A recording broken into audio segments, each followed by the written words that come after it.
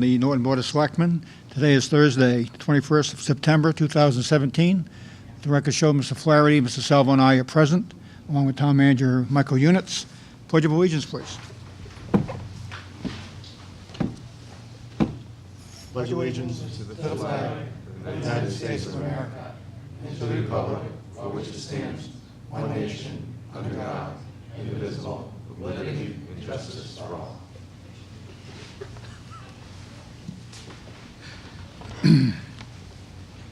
Okay, thank you. Okay, in our file we have an application for the Park and Recreation Commission for a parade permit for the Halloween parade that will be held on Sunday, October 29, 2017, from 12 noon to 2 p.m. You all have a copy of the application in your files. Pretty standard. There is a letter that we received from the Norton Park and Recreation. The Norton Park and Recreation Department is planning the stages of the annual Charlie Parade, which will be held this year on Sunday, October 29, 2017. The parade will start at the Norton-Attleboro line on Route 123 and end at St. Mary's Church parking lot. This is a rain or shine event. As in the past, they are looking for donations to cover expenses for the event. Donations can be made out or without participation, can be made with or without participation in the parade. If you decide not to be in the parade, we will put out a posting thanking you for your contribution. Please include your donation made out to the town of Norton or any amount on and with your reservation form. If you know of any businesses, organizations, or schools that would like to participate in town, please let them know and call them for additional information. You can reach them at Norton Parks, this is all one word, Norton Park REC1 at gmail.com with any questions or concerns. And we also have Park Recreation here in Town Hall. You can call here if you have any questions. So, anybody have any questions about the application? Seeing none, the chair will entertain a motion to approve the application for Norton Park and Recreation Commission for a parade permit to be for the Halloween parade to be held on Sunday, October 29th, 2017, from 12 to 2 p.m. and to waive all application fees. So moved. Second. The motion is second. Any further discussion? Seeing none, all those in favor? Aye. Opposed? Unanimous? Okay. Okay, we'll skip over to number 3. We have a request of Joseph A. Costa, Adjutant, on behalf of the Disabled American Veterans, Westcott, Houghton, Chapter 56, North Attleboro, Massachusetts, 02760, for the annual Forget-Me-Not Drive to be held at the Roach Brothers Market, 175 Mansfield Avenue, on Thursday through Sunday, October 5th, 6th, 7th, and 8th, 2017.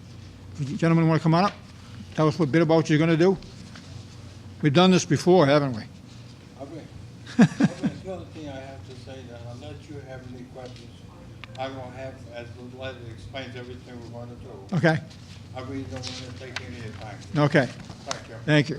So what we've done in the past on this is they've requested the to be allowed to use the Roach Brothers Supermarket, but in the past we've just pretty much given them a blank card. If they can get permission from Dunkin' Donuts or anyone else in town, pretty much allowing them to go anywhere in town for that particular period of time. So, if you gentlemen have any questions?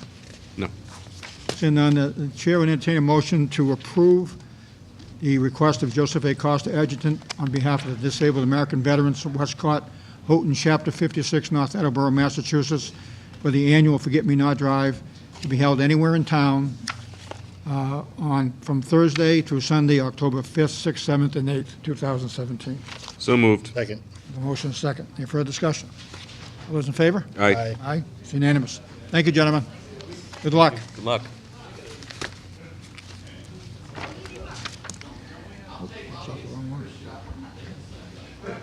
Okay, we have time for announcements. Chairman, I have one in my packet.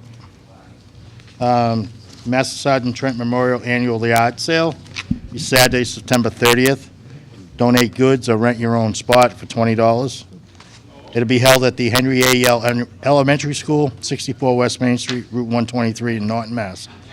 Time will be 9 a.m. to 2 p.m. Donate goods to be sold by the Norton Gold Star Committee. to support the Master Sergeant Trent Memorial Fund, or rent the tables to sell crafts, clean out that garage, basement, etc. All proceeds benefit the Master Sergeant Trent Memorial Scholarship Fund and the Master Sergeant Trent Memorial Fund. For more information, contact Norton Gold Star Committee at nortongsc@gmail.com. And again, that'll be held on Saturday, September 30th, at the Henry A. Yale School from 9 a.m. to 2 p.m. Anything else? All I have, Mr. Chairman. Larry? No, I have nothing. Set? I don't think I have anything either, so. Okay. Next on the new business, we have recognition of Girl Scout Troop number 85390, the Bronze Award, and Matt Dunneman for his creation of the video. Folks, are they down there? Come on up.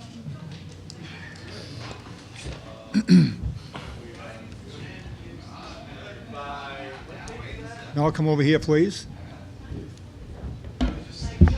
Thank you so much for coming. Come on over, ladies. Come on, don't be bashful. Everybody come over here. Smile for the camera. Some come around here. Yeah. Do you want the video up? Tell me what, if you want the video up, I'll put it, Yeah, sure. put it up. Thank you all for coming.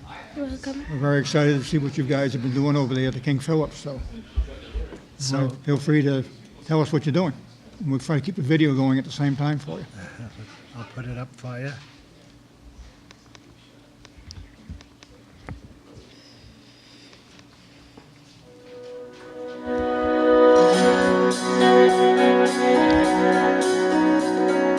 Good evening.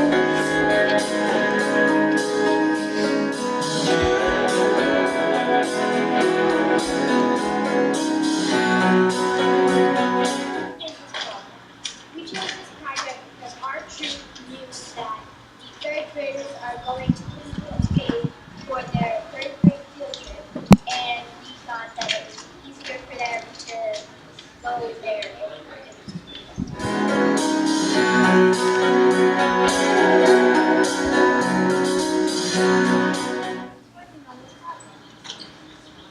Girl Scout Troop of Norton 85390.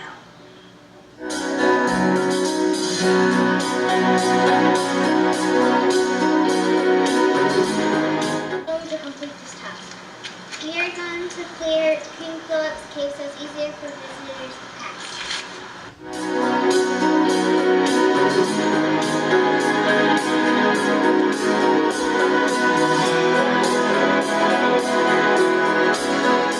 The Girl Scouts do.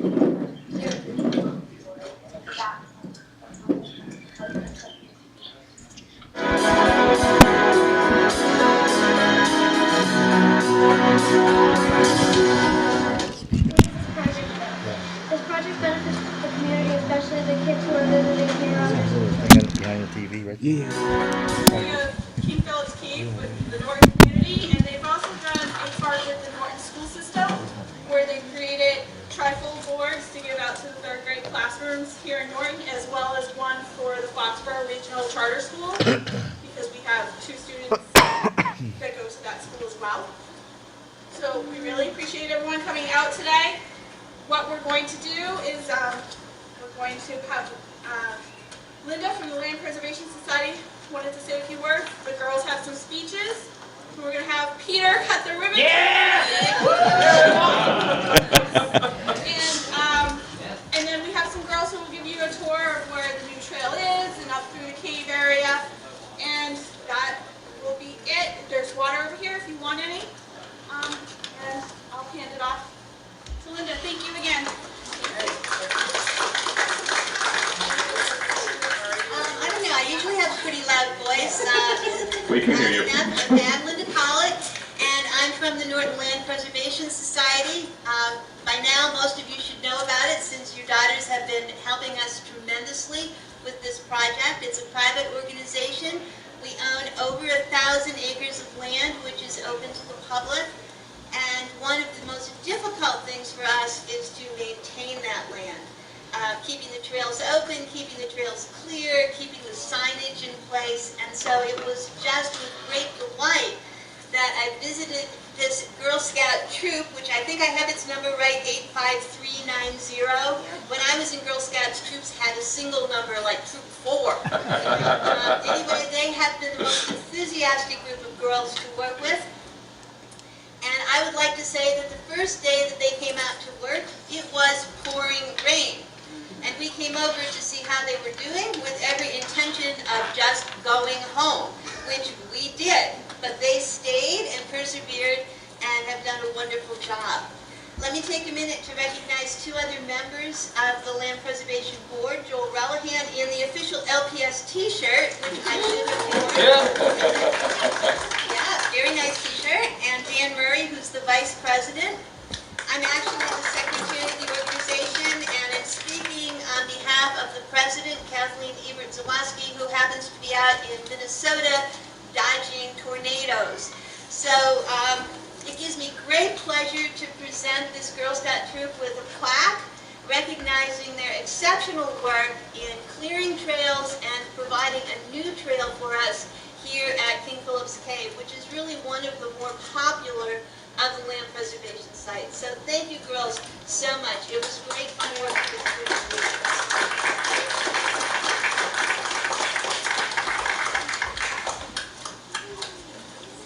All right, so now we're going to have two of our members talk about why we did this project and what we did. So Miss Shannon is up first.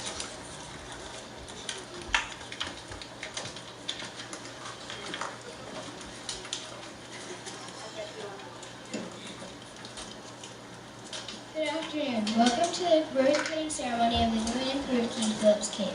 We cleaned up the cave for our bronze board. We removed all the sticks off the trails and also clipped the branches that would be in the way. We cleaned the path because we thought it would make it easier for the third graders to go through it if it was clean. We split up the trails so a group of girls could do their part. There's 3 trails to get to the cave. We have the 2 original trails, then we have a newer trail to get to it. We were proud to know that the community would be coming to see our work. We hope you enjoy the ceremony. We would ask that you stay on the trail. There will be a Girl Scout leading you on the tours, and I ask you to follow their directions. Please be aware of your surroundings. There is an endangered species of flower called the lady slipper. We ask that you will pay attention and try not to step in any poison ivy or poison oak. Thank you for your time and enjoy.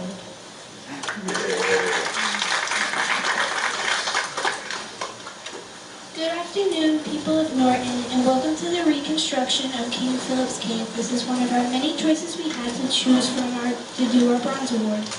We decided to do this because it would help our community and the 3rd graders that visited it each year for a field trip. Before we did this cleanup, we saw a torn down trail and fallen trees. We made it our duty to clean up the trail. With the help of LPS, Land Preservation Society, we cleaned up these 2 old trails that lead up to Kingsville Cave and one longer new trail that extends to a different side of the property. It makes our hearts swell with pride to know that people of Norton will have an enjoyable and safe time walking through the trail. Please, as a warning, do not step on the endangered lady slipper and or the poison oak and poison ivy. Thank you for coming and enjoy.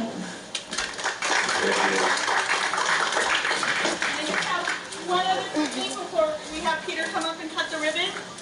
You heard the girls mention that they said don't go near the poison ivy and poison oak. We've had one girl in particular have a really, really severe case of poison ivy and poison oak. In fact, she's not allowed in the woods today. We're not taking that chance. So we just wanted to present her with a special badge that says leave no trace. And that hopefully in the future, no poison ivy leaves a trace on her.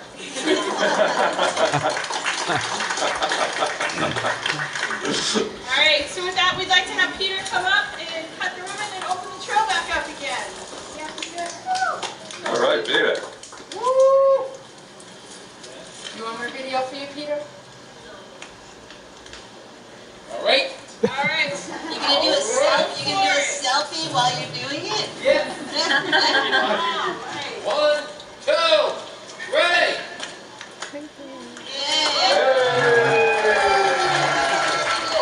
King Philip's Cave is open. Get up. All right, and so the girls can have Good job. tell us a little bit more about it? You know what poison ivy and poison oak looks like now, you guys? You know? She hasn't. I know what it looks like, I too. know the effects Uh-huh. sadly very well. Anything you want to add to it? I mean, all we can say is, thank you very much for what you've done down there. It's a big job. We understand it. You know all about King Philip now? You know all the history about all that stuff, too, huh? Very good. Yeah, any thank you very questions? much. Yeah, thank you. Girls did a great job. It's a lot of work. We understand that. We've done it ourselves. But we don't have T-shirts, but we have some pencils we can give you. Thank you. You don't want to share them with each other? Not sure about the eraser. They've been around a while, but... Mr. Chairman? Yeah, go ahead. What does the, what do they have in the frame there? That's something else. I've rewritten. Oh, that's something else? It's another conversation. Well, you can get, Mike, feel free to hand them all out. Yeah. Get the whole package. Yeah, please. Take them all.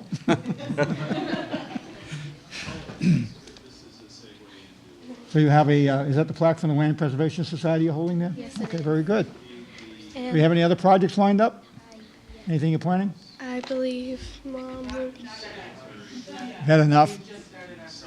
This is our first meeting of the new year, so Mhm. nothing is starting yet, so we haven't really gotten into it yet. Okay, very good. Nice, very Would nice. you like to present the Oh, ribbon? yeah. I have some of the ribbon that that Peter cut from the ceremony. Okay. Yes, that's awesome. Peter, get any in? I heard Peter in the background right away. I knew he was there. I think the selfie was a bit too much, though, Peter, just, cutting the ribbon and doing the selfie at the same time was a bit too much, but I think you managed it, right? Well, ladies, thank you very much for coming, and we really do appreciate all your hard work. And I'm going to have to get up there and take a look at it. I've been out there in a while, so I want to, Wait till the poison ivy goes. I'm one of the lucky ones, I don't get it. But I would like to get out Famous there and last see what words. it's all about, so. Just have to look at it. Thank you very much. Thank you. Thanks, girls. Nice job.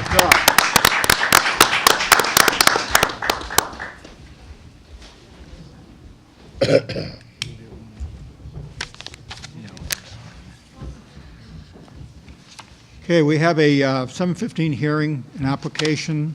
You have that, Mr. I have this filed. I can't Gallo? find it. I don't have the application. Looked for it earlier. Like, I've got it. I've got it right here, too. I have it right here. Is it in this? Yeah. Okay, I got it. Oh, I'm sorry, I have it. Okay. Let me read it into the... Yeah, please. At this time, to the Attleboro Sun Chronicle, it was dated legals, dated September 6, 2017. Notice of a public hearing. The Board of Selectmen of the Town of Norton will conduct a public hearing on an application of Michelle's Corner Store, Incorporated DBA Michelle's Corner Store, manager Michelle Ann Burns, for the transfer of the retail packaged goods sales, for the retail packaged goods store license to expose, keep for sale, and to sell all kinds of alcohol beverages not to be drunk on the premises from the John H. Drain, DBA Chatley Beer and Wine Manager, John H. Drain, 325 West Main Street, Units 4 and 5, Norton, Mass. 02766, to include alterations of the premises, change corporate name, change of manager, new offices, director, new stockholder, and same address. Said hearing be held Thursday, September 21st, 2017, at 7:15 p.m. in the Selectmen's Meeting Room, Norton Municipal Center, 70 East Main Street, Norton, Mass. 02766, in accordance with the Chapter 138 of the Massachusetts General Laws. Thank you, Mr. Savo. Attorney Rich, How you doing? how are you? Good evening, gentlemen. My name is Daniel Rich. This is Michelle Burns. Hi. Michelle currently owns Michelle's Corner Store at the corner of North Worcester Street and West Main Street. What she's doing, as you know, Mr. Drain for years he occupied actually spaces 4 and 5, which I believe was Chartley Liquors. Unfortunately, Mr. Drain passed away a couple months ago. Mrs. Drain does not want to keep the property. She's going to sell it. Oh, actually, it will be sold soon. What had happened is the new owner wanted to keep Michelle there. Michelle owns space 2 and 3. What she wants to do now, she's going to, with the approval of the liquor license, she's now going to take over 4 and 5 with this, with the liquor license. She's actually moved, she's not going to move the operation into her space now, but that'll be a space where they're going to sell it from, so there'll be a cash register there. So she's entered into a lease. There are actually 2 leases. She's entered into a lease because unfortunately, there's 2 landlords at this time. And she will purchase the business from Mrs. Drain, and at the same, if on approval of this license, and open up the store, which it'll still be called Michelle's Country Store. Is that correct? And we're hoping that the same liquor license just will be moved into the new location also. You have to include it. She'll have 4 and 5, but she'll also have 2 and 3. So that's what we're doing today. Hopefully, if there's any questions, Michelle will gladly answer them to you.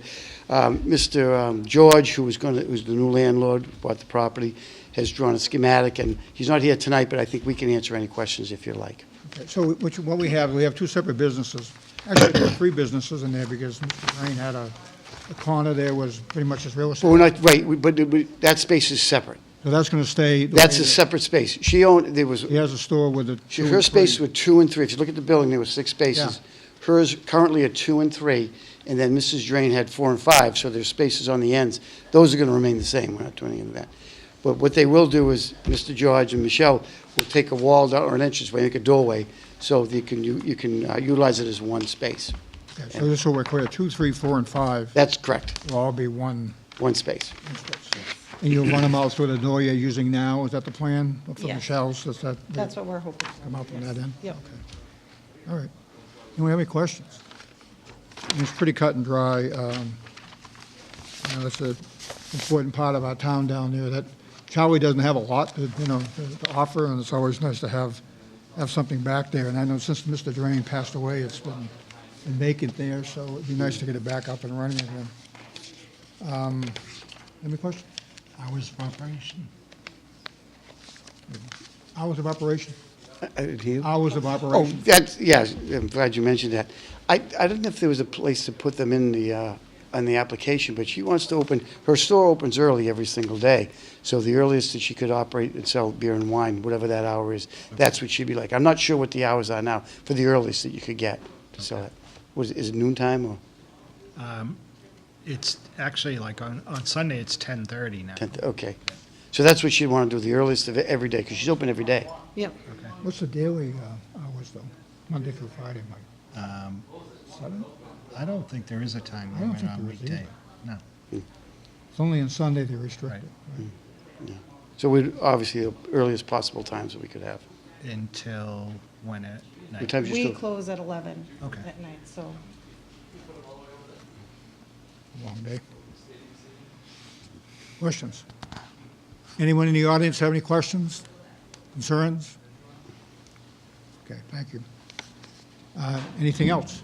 I mean, obviously, the hours, I don't think there's any restriction on hours, Monday through Saturday.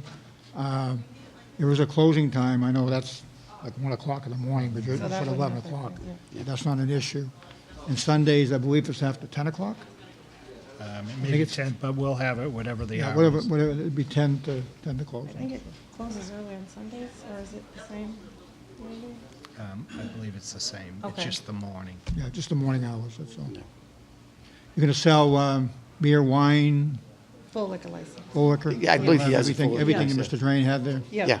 We discussed about Norton's policy. I'm sure if the license is transferred, she'd get a copy of your official policy regarding. Yeah, she'll sign off on With it. tips and how to do licenses and Yeah. whether you buy the machine or not. She'll be schooled in that.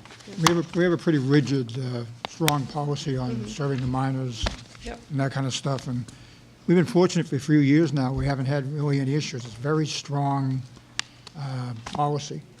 And we don't enjoy, we're very pro-business. We don't enjoy having to shut anyone down for any reason. So we'd ask you to be cautious about that part of it. Definitely. Make sure that everything is done properly. Any kind of certifications you can get yourself and your employees would be great to have. Okay. Any kind of, I don't know what they call it now. I was certified Tips. once. Tips, yeah. Tip. Yeah, tip. Mine was stop, I think, when I didn't use it.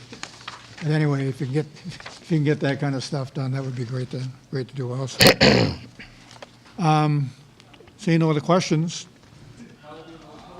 Chair entertain a motion to approve the application of Michelle's Corner Store Incorporated, DBA Michelle Corner Store Manager Michelle Ann Burns to transfer a retail package store license to expose, keep for sale, to sell all kinds of alcoholic beverages not to be drunk on the premises from John H. Drain, DBA Chow Beer and Wine Manager, John H. Drain, 325 West Main Street, Unit 4 and 5, Norton, Mass., to include alterations of premises, change corporate name, change of manager, new office/director, new stockholder at the same address. So moved. Second. Probably should make a motion to close the hearing first. Yeah, book a motion to close the hearing. Second. Second. Mr. Flaherty? Yeah, I'm sorry? Yes. Yep. Yes. I do vote yes. Okay, I would entertain a motion to approve the application. So moved. Second. We have a motion and a second. Any further discussion? Seeing none, Mr. Flaherty? Yes. Mr. Salvo? Yes. I do vote yes. You're all Thank you set. very much, gentlemen. Thank you. Good luck to you. Thank you very much. Thank Good you. luck. Thank you. Come on down, prepared. Yes.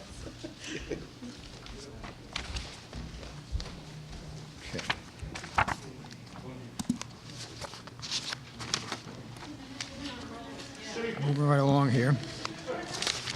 Okay, under new business, in section number 2, we have to review and to vote on the following zoning bylaw amendments. Mr. Units. First, Yeah, I believe you guys have a copy of the warrant in your file in the back, in case you have any questions on it. and you also have the letter from the planning board concerning the articles. This is Article, This is Article 31. And what this is, and I don't know how this, it got so confused at the Finance Committee, I don't know how, it seemed simple to me, but it got really confused at the Finance Committee. In our bylaw right now, we have a section 4.9 that was put in when medical marijuana came out, and you were able to declare a moratorium at that time. All we're doing is taking section 4.9, striking out the language that exists there now, and putting in a moratorium for recreational marijuana. And the reason for this moratorium is a few things. The state isn't coming out with their regulations until March. People can start applying for permits April 1st. There's not enough time between March and April to figure out, what the regulations are. So what we're planning on doing is having an article on the May town meeting warrant to establish where we want to allow the sale of marijuana. So this, if we didn't have the moratorium, people could start applying in April, and whatever we did in May would have no bearing on them. They could go wherever they wanted. And then the second thing is, and it's up to the selectmen, if the where Norton voted to legalize marijuana, where they voted to legalize marijuana, if Norton wants to ban the sale of marijuana in Norton, it would require a vote at the ballot box again. Towns that already voted no don't have to vote. And so this would also give us time, because our election won't be till after April 1st. And if you wanted to do that, it would give you time to put a question on the ballot. And I know discussion did come up about that, and some of the members of the Finance Committee were questioning why we would need another vote if people already voted in favor of legalized marijuana. And my argument was, well, they voted in favor of legalized marijuana. They didn't vote in favor of selling it here. And it could be a not in my backyard thing. That there's a lot of dry towns in Massachusetts. The people still drink. They just go buy it somewhere else. Right. So that just because people said they want it legalized doesn't mean they want to sell it here. But the main thing, one way or the other, we need this in order to get a bylaw established. So, Just a question of, what if it does go to the ballot and it goes the other way, the vote? What happens? We would have the bylaw, we'd still have a moratorium in place until June 30th or soon, or earlier, whichever comes first. If we get the bylaw in place at town meeting in May, we wouldn't need the moratorium anymore. But that's still, that's why we want to work on the bylaw, just in case people vote to allow it. But the purpose of the bylaw is to control where we think that should be sold. Was Right. that the intent of that? Yes. Personally, I mean, I know I'm the generation, but I haven't tried the stuff. I have no idea. I really don't. But I will say this, the voters did vote for it, Yep. no matter how you look at it. I would like some control over where it goes. I would not support a moratorium that say they can't do it, because I think, again, the voters have said they want to allow that in this state to happen. But I think putting a couple of safeguards in place and giving us a chance to, giving the state a chance too, they just formed a committee. Right. Give them a chance to iron out some of the issues, give us the chance to find out what's going on, and then make a decision as to how we want this to progress. And I don't see it as trying to stop anything at this point. I see it as an opportunity to step back, get everything in place, and then move forward. And, I don't have a problem with either one of them if that's the intent. If the intent is to somehow put a control where, it's not allowed at all, at this point, I'm not in favor of that because I don't know, I don't have enough information to make that decision.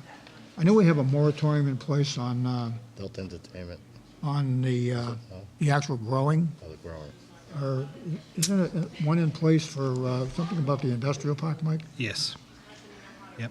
But we do have something already there from years ago where it can only be grown in our industrial park area. Is that specific to medicinal, or is that? It's specific to medicinal, so that's why we have to change. And the again, Yeah. that could change too. Yep. bylaw.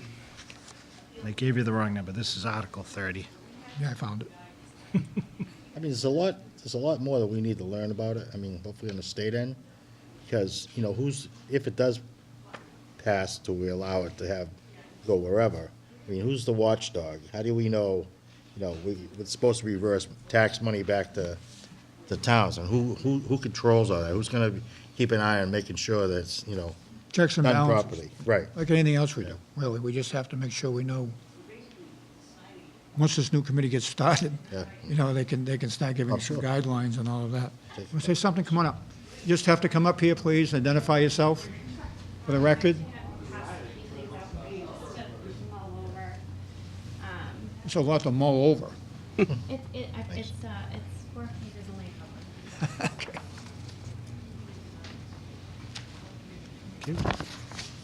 So, my name is Maggie Kinsella. I'm a resident of Norton, Massachusetts. And I am in favor of cannabis. I am actually a director of the Massachusetts Cannabis Reform Coalition. I am also an advisor to the Massachusetts Recreational Consumer Council. My focus is education. So where you still need a lot of questions answered, we happen to do education in cannabis, the laws. I'm very friendly with people on the advisory board and on the Cannabis Control Commission, specifically Shalene Title. In MassCan, we do something called the Education Village. I think it would be great to set up in the town of Norton for the residents to come check it out before some of them might decide to put a vote if they wanted to vote against it. As you were discussing earlier, Norton did vote yes, so that would mean another vote would have to go to the ballot. It goes over the history, science, medical, why you need it as recreational, and that is the focus on jobs that it raised, how Norton does need jobs. Unemployment rate is above the national average right now, and it's above the average in Massachusetts. So I think it's important to not wait. And I know that there are a lot of questions that need to be answered, but I believe that we can help you answer those questions well before March. Wouldn't you not agree that, the new commission has just started? And being typical Massachusetts, Yeah, there's going to be a lot of stuff coming out of that. absolutely. And we're not saying you can't do it here. I'm not sure I would even support going back to a ballot question at this point, to be honest with you. Okay. I just want, and I think my fellow members want, just more information. And I'm not sure we can do it between now and the 18th of October either. We need some information on a lot of different things. Yeah, I'm sure it is going to create jobs, and I'm sure it's going to create a lot of new issues that, that come along with it too. And, I I would like to have the opportunity to step back a bit. I'm not saying we don't want to take advantage of your education. We can do that in the meantime, you know, to help us understand how this thing all works, and give this committee, this new committee, the opportunity to put some ideas in place. We just had a liquor hearing license that's very, very stringent. We have to follow certain guidelines. We have to follow it to the T. And I'm not too sure, we may not have to do the same thing with this stuff. Oh, no, I think we should. I'm totally for strict guidelines, restriction, responsible use, dosing, correct information on that. Absolutely. There are positives, there are negatives. Anyone who tells you it's all positive is full of crap, and I'm for it. So, you know, and Is it still where marijuana is still illegal federally, that these businesses cannot have bank accounts and everything is cash? actually, Century Bank has been really good at taking cannabis businesses. So is Citizens. So there are merchant accounts that will get dropped. There are banks that do not want to work with cannabis, but there are some that do. And I do know that there are certain funding efforts, private banks that are coming up, and smaller credit unions are a lot more successful with those bank accounts. Absolutely. I think the biggest issue is having the name marijuana or the name cannabis in their title, and that's been the biggest issue. So as long as a company does not have that in there, no one's really looking at it. So that's something to consider. But I did want to go over, I mean, personally, I don't like waiting just because the other information I gave you is the opiate issue. I believe 5 people passed away in a week in Norton just recently. So I added in there the National Institute on Drug Abuse put forward 2 different studies that shows that in states with medical and recreational marijuana, opioid fatalities are going down. And I have an issue with people coming in saying gateway drug, because people are not dying from marijuana, they are dying from the opiates, they're dying from the heroin.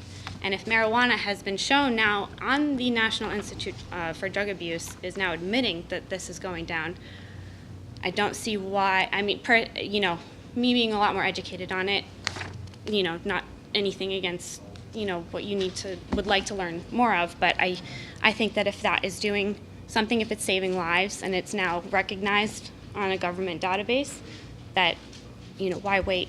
The only thing we have to waste is time, and people are dying, and that's, you know, I think waiting, you know, I do think you could gather a lot of information between now and then, specifically for me personally, and I have a lot of people I could, you know, I could send a lot of information your way well before October. And when you're in a position like we're in, I want to know everything about it. Absolutely. And I want to know both sides of it. Of course. And I don't want to start something that I know I'm going to be responsible for, because at some point, in my opinion, there's going to be some kind of licensing that we're going to have to deal with. I'm not confident at this time that I have enough information to just say, well, let's forget about a moratorium, we'll just wait and let everything fly through. I want to have some control over what happens. I am not opposed to this whole concept. I didn't vote for it, but it was voted in, and it's going to be a Massachusetts state law, which I will support. But I want to make sure I understand how it works first. Absolutely. And I'm not, and I can tell you, our town meeting is not ever good at rushing at anything. They want to know everything and everything they possibly can about it. And this is an opportunity for us to step back, figure out what's going on with it, and then move ahead. And, you know, personally, I'm not in favor right now of doing another ballot question. I think people have already talked, they've already spoken, they made their decision, and that's fine. But I do want some other restrictions in place before we, you know, before March or April 1st of next year, or, you know, I want to know what's going on before we go too far. I would love to be your contact with the commission if, you know, you feel that you need to know things sooner If than you later. give Michael your Please. information, we can Absolutely. definitely have you come in and Absolutely. talk more And about it. I would love to get the Education Village set up here so that just the people can come in and look and ask questions and get themselves a little more informed with, you know, the last 100 or so years that we were fed misinformation. So, Any other questions? Good. Good. We'll give you the information.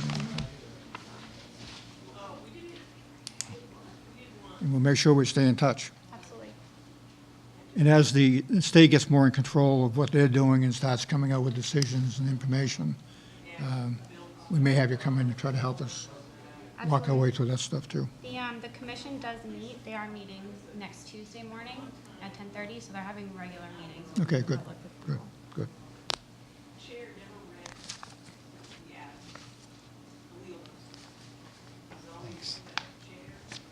Thank you. Thank you. Okay, so. We're talking about Article 30, is that what we're on? You're on Article 30, right?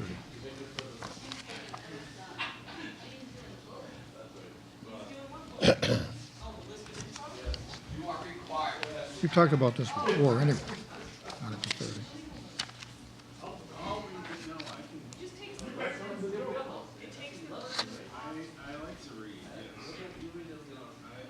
You guys have any questions? I think in the first, it says to see if the town will vote to amend the zoning bylaw Article 4 by striking Section 4.9 of the use regulations in its entirety and inserting in its place a new Section 4.9 that states temporary moratorium on recreational marijuana establishments. That would provide as follows, and further to amend the table of contents by deleting the reference to temporary moratorium on medical marijuana treatment centers and inserting in its place Section 4.9 temporary moratorium on recreational marijuana establishments. And honestly, personally, I feel that it's something I want. I need a lot more information. I'm not, again, I'm not going to stand up and say I'm opposed to any part of this, but I think it's important for us to have the ability to get some control over what's going to happen in our community and to have some guidelines to follow, and I don't think we have them yet. Yeah, and I agree. I don't think it's a philosophical thing as much as a procedural thing. Yeah. So you need to vote? Next thing you know, Gentlemen, ready to vote for? Yeah. Entertain a motion to support Article 30 on the annual town meeting? So moved. Second. So the special town meeting, no, annual town meeting. Fall annual town meeting. Fall annual town meeting will be held on October 23rd. Fatman. Hmm? Fatman. Fall annual town meeting. Fat. We have a motion and a second. Any further discussion? Seeing none, all those in favor? Aye. Opposed? It's unanimous. Thank you. Okay. Next on the agenda, we have the acceptance to, vote to accept Autumn Lane. Oh, you want to do that one too? Oh, that's not 32? That's Article 29. Okay. Let's talk about Article 29.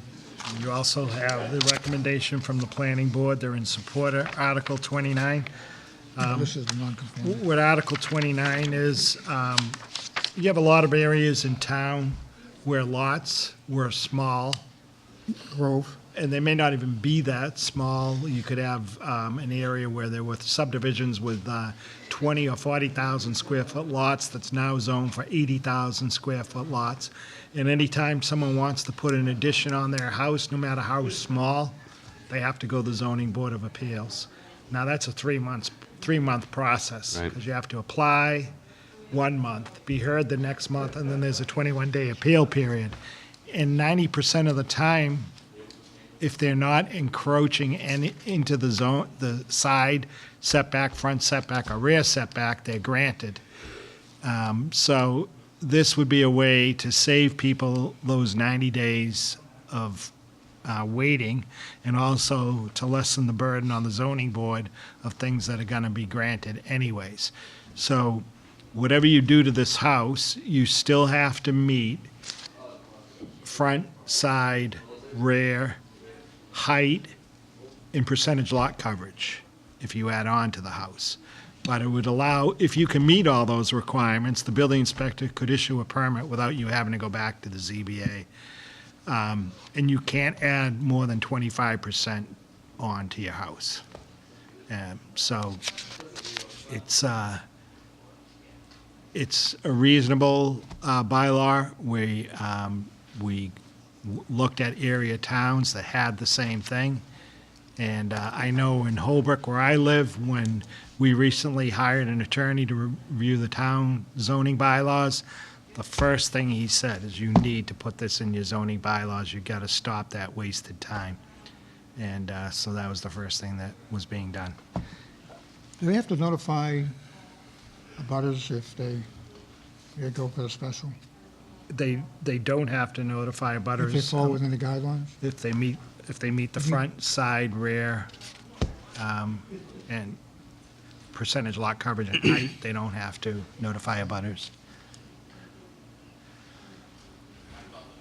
So this is for dwellings, I know you mentioned before, like swimming pools and, For Stuff like that. single and two-family dwellings, residential dwellings. Doesn't apply to commercial properties or anything larger than two families. And it's anything on your lot. If you were going to put a pool, Yeah. a swimming pool in your yard, you'd still would have to go the ZBA because you're a legal, non-conforming lot. You can't build anything on it. shed. Shed, Had people want to put sheds up. But they can also put an addition on right. if they want to, as long as it falls within the Right. present guidelines.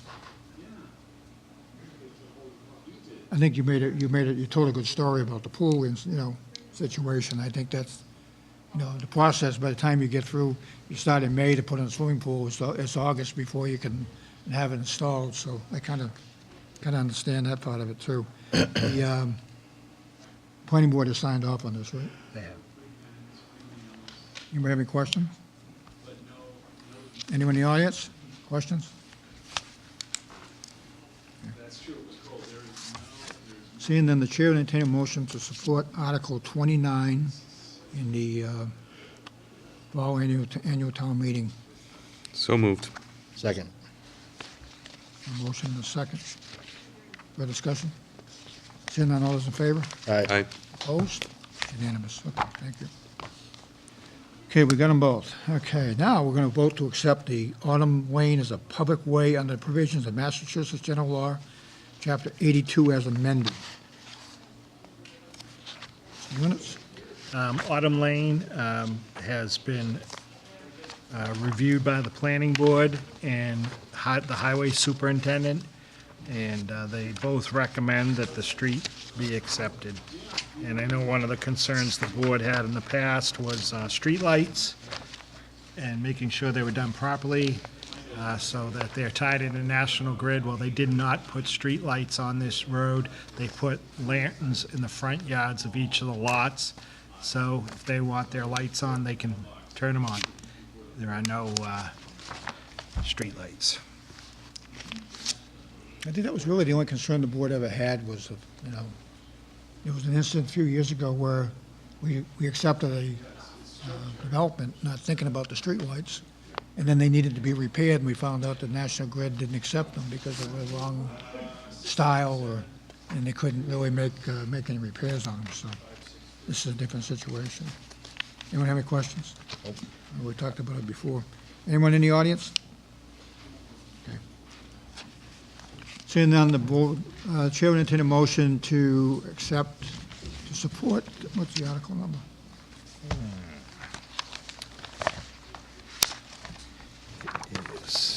I know these have changed a little bit. I know your score sheet doesn't add up.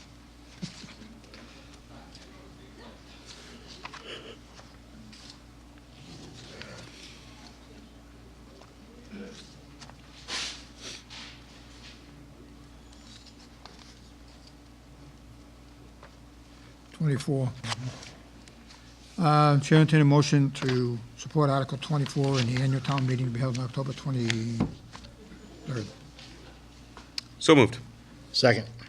Motion and a second. Any further discussion? Seeing none, all those in favor? Aye. Opposed? Unanimous. Thank you. Okay, vote to forward certification article to the planning board for its non-binding recommendation. We'll have to hold off on that for now. Good, but I have no idea what you're talking about. Next, we're going to vote to declare a 2001 Chevy truck as saleable surplus. Yeah, Keith Silver came to me with this request, and as you know, he's been putting things on municipal bid rather than waiting, have one sale in the fall, so it keeps things selling and not sitting around deteriorating, waiting for an auction, so he asked that you declare this surplus. Well, this has been a truck that Keith's been using for 16 years. I'm sure it's well used. I'm sure he got his life worked out of that one. Any idea what the value of it is? You'd be surprised if Yeah. this thing will bring some big money. Yeah. It'd almost pay for half a new truck. Really? Sometimes, yeah. I'm sure Keith. Because they bid far away, like Pennsylvania and New Jersey or wherever, so. Any It's a questions? decent truck, too. I mean. Is it? I mean, for the year, yeah. Yeah. But it's at the time where you could, start spending nickels and dimes on Yeah. it, but. Any questions? Any other comments? Seeing none, the chair entertain a motion to declare a 2001 Chevy truck as saleable surplus. So moved. Second. Motion is second. Any further discussion? Seeing none, all those in favor? Aye. Opposed? Unanimous. Okay. We have Ann Malley here to talk for National Grid about the streetlight conversion program. I know you've been waiting back there patiently. We appreciate that. She liked hearing about the marijuana. Hello. Hi. Okay.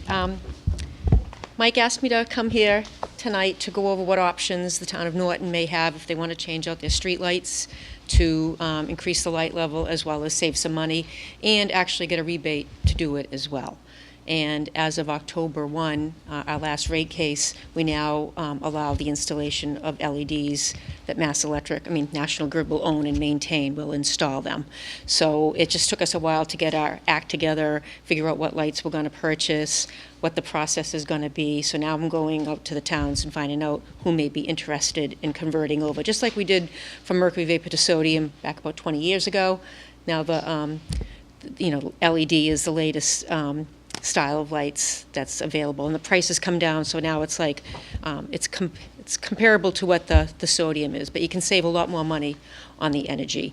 I provided some spreadsheets because as well the town also looked to see if they were to purchase the lights and install their own LEDs, so you have a couple of options. So I'm just going to go over all the options, what the savings are, what the rebates are. Well, just a brief history on why you're here is we went to a Mass Municipal Association meeting in January, and we talked to a gentleman there about this new program of actually taking over these lights and saving the town a lot of money in the process. And he came in and we had a conversation about it, and he was telling us there was some grant money available that would help us and all that. So that's what really started this whole discussion. Fully understanding that we really don't want to get into the business of taking care of streetlights. If we're not equipped to do so. We have two neighbors that could help us. We have Mansfield and Taunton that have their own, their own utility, so they have the equipment, but we'd have to work out an agreement where they would come in and do this stuff. And personally, I'm the one who pushed for it originally, and personally, I don't want to really get into that business. And I'm sure Mike would rather not get into it at all. But I think it's important for us to hear what you have to say. And if National Grid is willing to take over and save us some money in the process and give us better lighting, I'm here to listen. And you get a rebate too. And we get a rebate. That's even better. So I have, And ask for more than that. a couple of spreadsheets to show you. Thank you. I don't want to overwhelm you with information, but I want to make sure you have all the options available. And can you give Jane? Oh, do you want?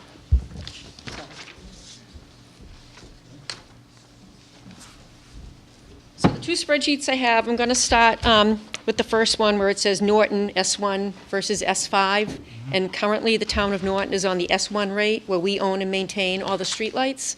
And the S5 is if you were to purchase the lights, you would go to a different rate, and it would be different costs. And basically, your streetlight bill now is composed of three parts.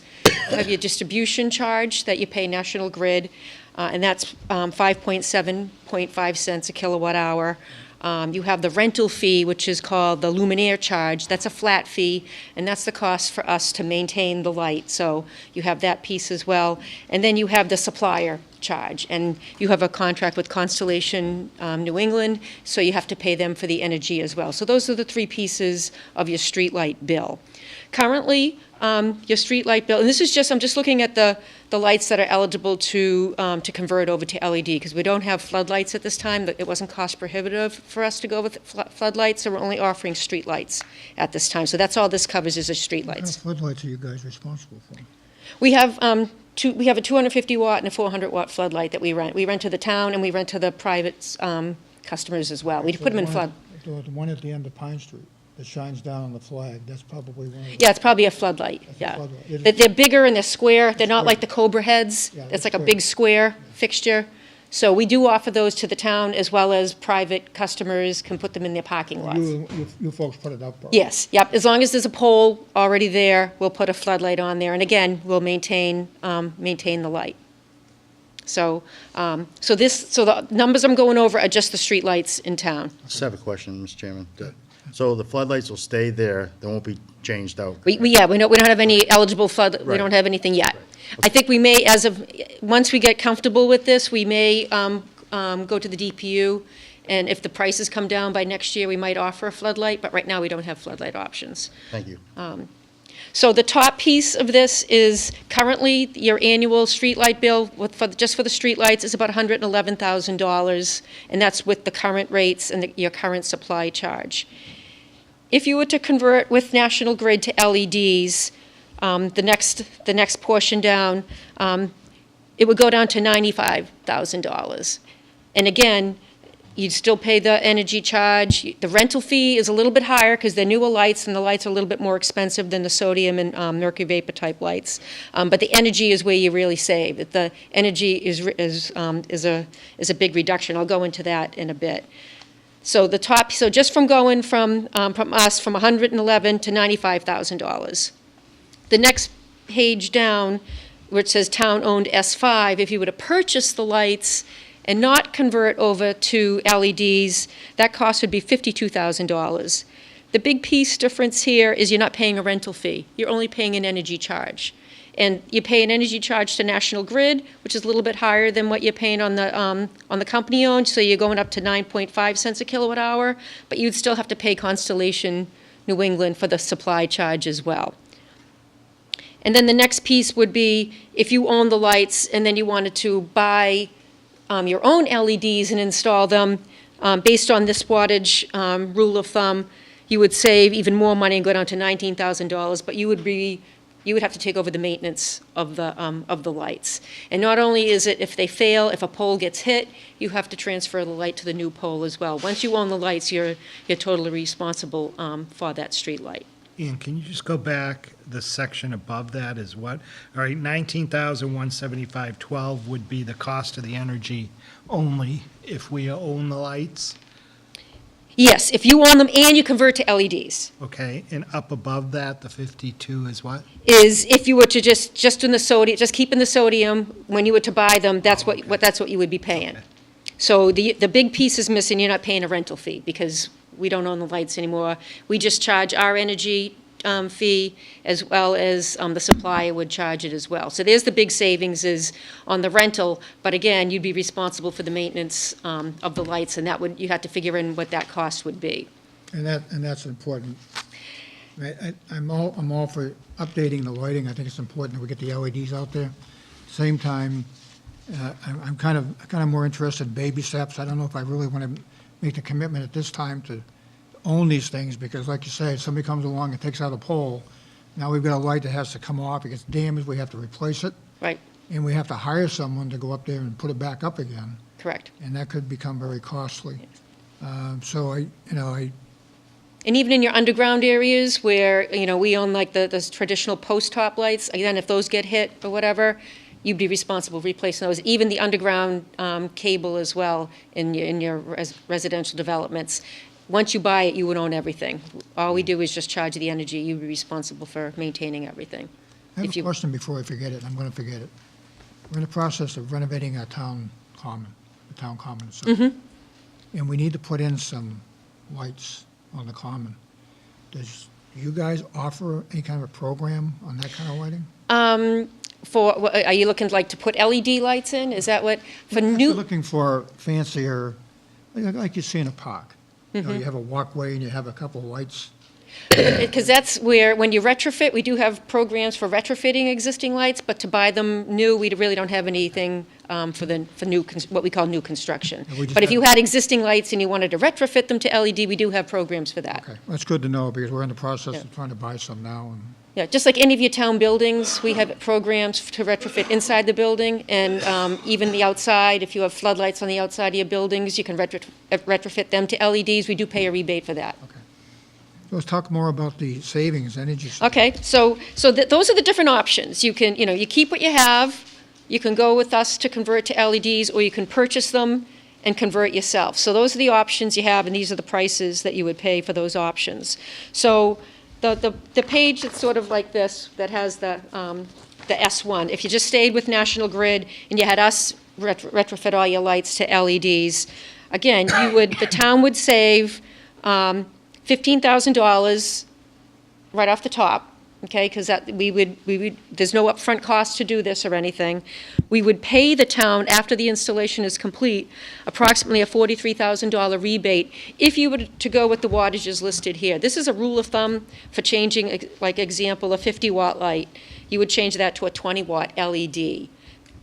So, and then for the, and then the other lights, you would go to 30 watts, 60, and then the 250s and the 400, we would convert to 140s. And then you have the post-top lights. We only offer one size post-top light, and that's a 60-watt LED. That's some of them, it's maybe a little bit more. It's going to be a lot brighter because you only have the 50 watts. But again, you would save $15,000 on your energy bill, and we would pay the $43,000. And there'd be no out-of-pocket cost to the town to do this. Mr. Chairman. Do you have a vehicle that goes around, checks the illumination, what you predict that the lighting for our streets would require a certain wattage or a low wattage? You do We all just that? provide rule of thumb. We cannot recommend, we provide rule of thumb. This is what we're saying for these types of lights. This is what we would say would be recommended, but you can put in whatever you want. You actually have to tell us what wattages to install. We're going to give you, if you were to go with this, we would give you the list of the inventory, and you would have to tell us, and it could be for every 50 watt, put in a 20, or you could go down the street and tell us something totally different, but you have to tell us what wattages to install. Okay, so if we're at an intersection where we feel that it's pretty dark, we could actually tell you that we want a higher wattage bulb here? Yep. Same thing with certain areas of town that we feel as though it's, extremely dark, you could. Yep, we would provide the full inventory, and you tell us what to install. And I can almost hear the question already, but this new technology you're using, when you put that light out, it'll shine down, it won't broadcast out. So if we took Yes. that intersection, which is dark, in the Pine and Point where I live, very dark over there, there's a light there, it does work. But if it's brighter, it would be better, but it won't have any impact on the neighbors, it'll shine. Yes, yep, the light is directly down.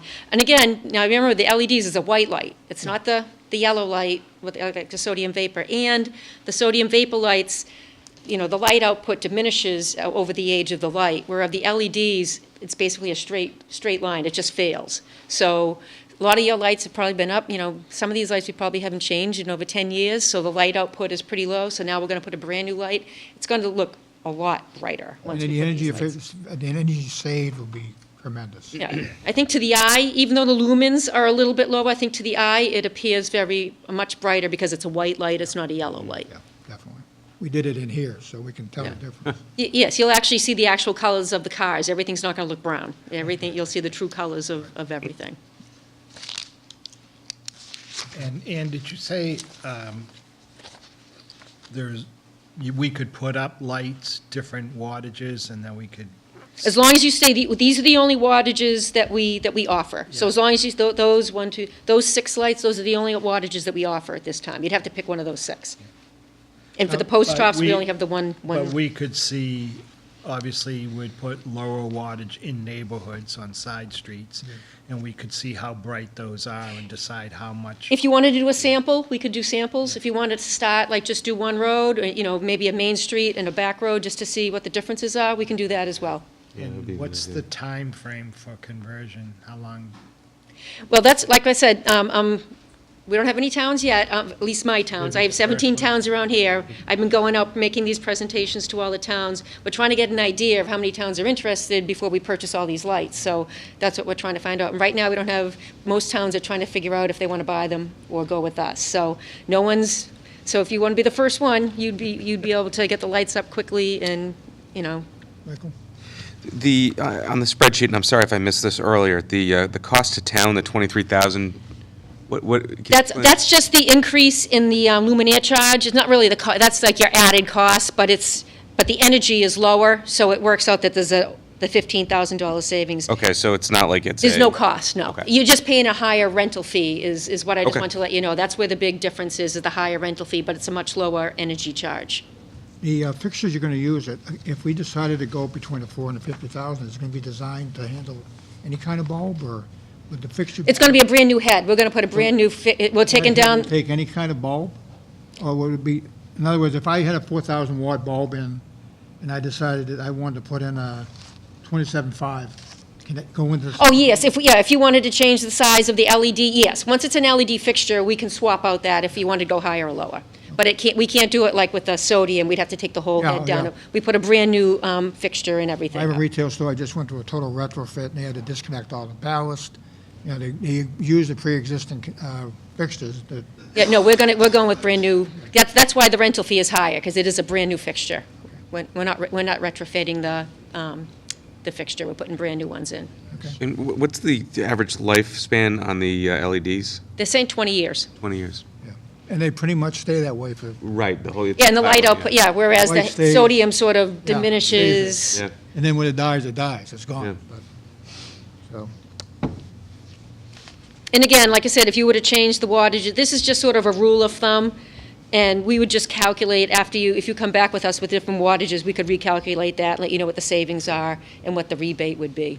And But we it's did that. based on 25 cents of wattage saved. good. We did the same thing, we put in a couple of test bulbs, just to get an idea of Mhm. what kind of, how it looked, and I'm sure that's what we'd want to do. We'd want to take a look at an intersection and take a look at a side street that's Yep. traveled a lot. And Yeah, if you wanted to do that to begin with, that's what a lot of towns, I think, are thinking of doing, just so, and that's good for us, then we don't have to buy a lot of lights, we can just buy a few, and then you can decide what you want to, before we buy the mass production of lights. Because to your point earlier, with it going straight down, I'd want to make sure that it wasn't a disruption to the neighbors that, Yeah. or the people who have the street lights in their yard, or right at the end of their yard. I mean, I am concerned, one thing I'm concerned about is the people we've been talking to is, getting this done sooner than later.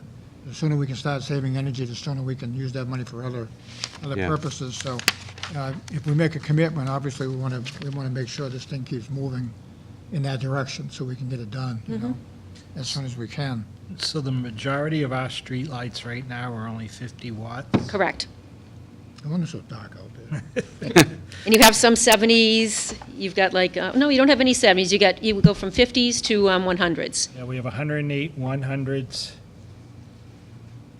And then you have some Above ground. 150s, and then the 250s and the 400s are probably at your major intersections. Yeah. But, to go from 400 watts to 50,000 lumens is a big deal.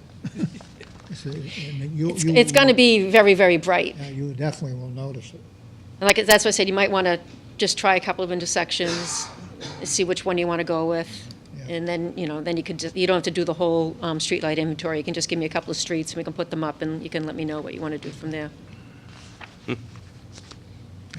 Ann gave me the listing of all the lights that We that want you we back here have. next week to report on how many you need. So, I'm going to assume, I'll let you answer your own question, Mr. Town Manager, but what's your spin on this? well, let's look at it and compare what we have for lights now and what we would need. Can we come back to the next meeting and make a decision? Sure. Keep it going? Yep. Okay. All right. I want to keep this thing moving. Sure. If we're the first, that's fine with me. I mean, I've been doing some retrofits in some buildings, and they just can't get over the difference, not only in the lighting, but in the bills, the electric bill. Mm-hmm. It's tremendous savings. It really is. I put LED in my lamp posts in my driveway 3 years ago. I used to change them twice a year. I haven't changed the bulb yet. And you pay good money for them, but, you know, that's the way I want it. And that's why the rental fee is higher, because the lights are more expensive than the sodiums right now. Okay, very good. Any other questions? Thank you. We'll put this on the next warrant, next Okay. meeting, rather, and we'll talk about it and get you an answer as fast as we can. Yeah, if anybody has any questions, just give them to Mike, and he'll forward them to me, and I'll Okay. get back to you right away. Coming out, appreciate it. Thanks, Ann. Okay. Thank you so much. Okay, thank you.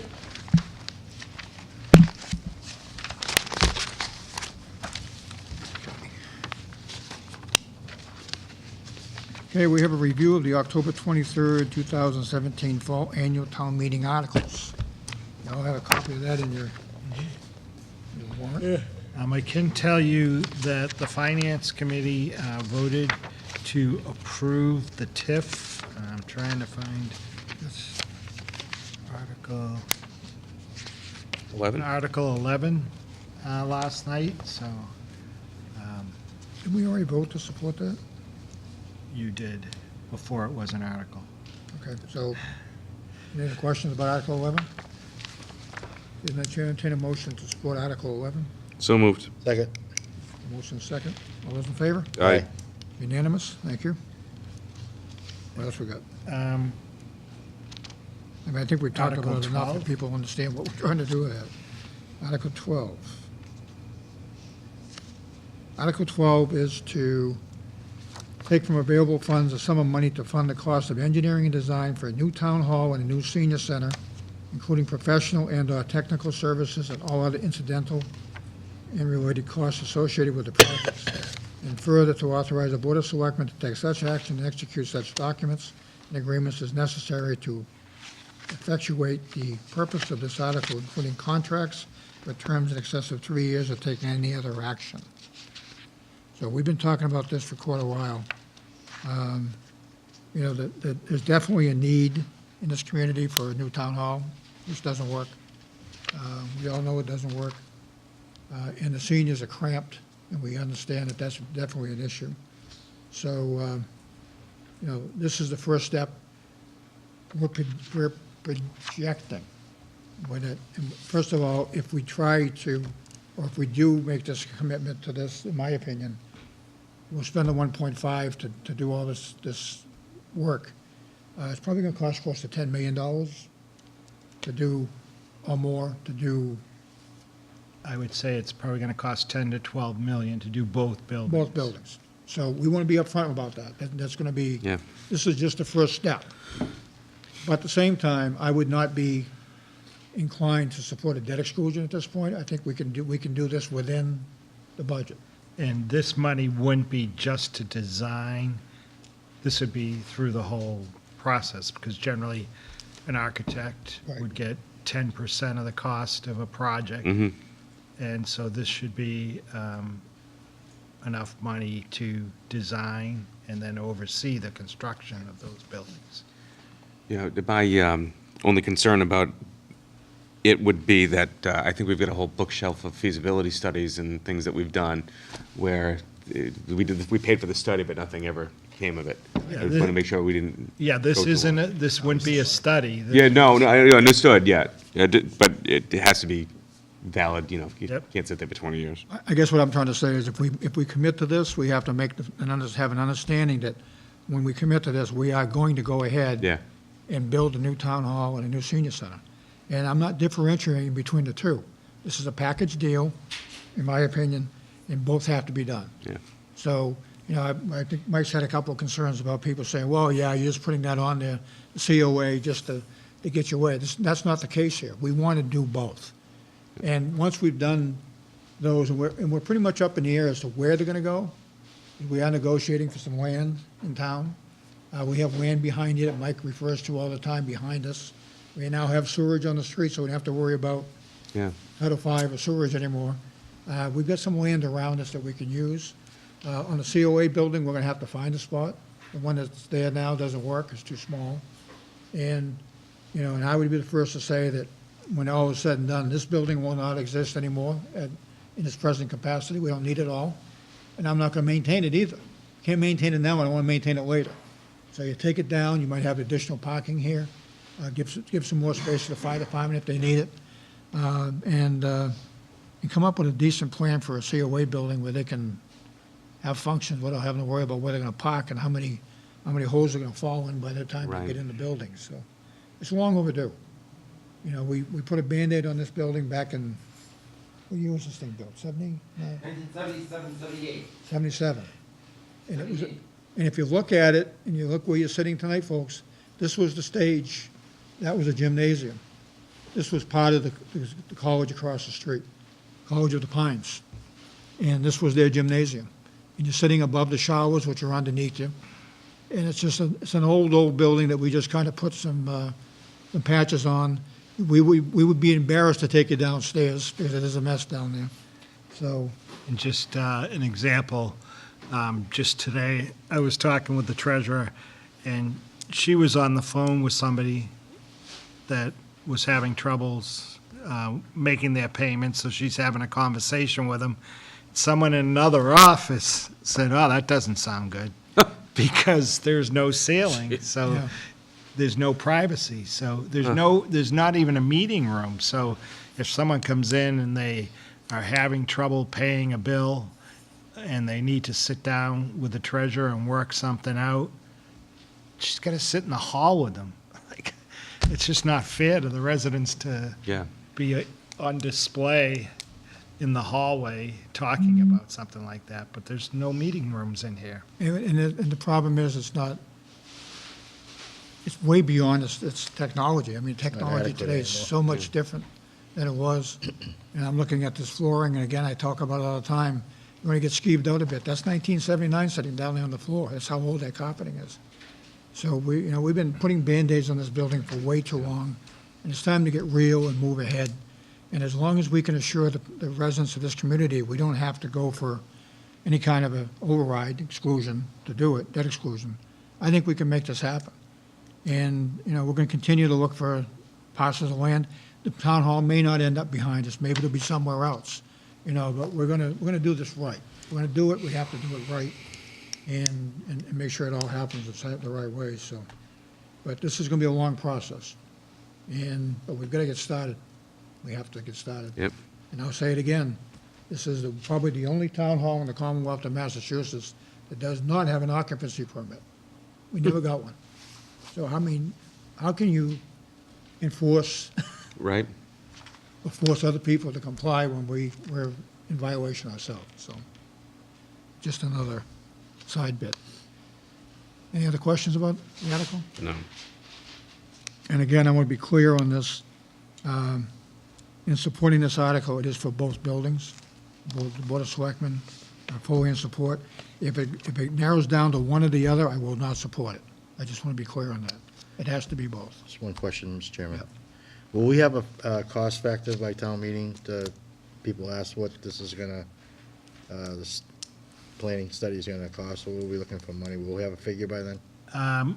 We may have, but I'm not sure but. You know that's gonna be brought up. Right, Yeah. but we need, if the money isn't used, it goes back, it doesn't go anywhere. And we need money set aside if we have a piece of land we're offered, we gotta have engineers go out and look at it. Yep. And determine if it's suitable. And that's another cost factor, too. We don't know what that's going to cost us. Correct. What generated this, and Mike can talk more about it if he wants to, is Nylum. Generated almost $1.5 million in building fees this year. We want to take that money and put it to a specific use. And we are going to have money to go back into some of our reserve accounts and rebuild some of those this year. But we want to take that one-time opportunity to grab that money right off the top before it goes away and next year we're scratching, trying to figure out where we're going to come up with the money. We want to take some of that money right off the top of something that we, as a board, have worked very hard to bring to this town. And, take that money and use it for an appropriate manner. We've done a very good job of taking care of the schools for years. We've done a very bad job of taking care of our town buildings.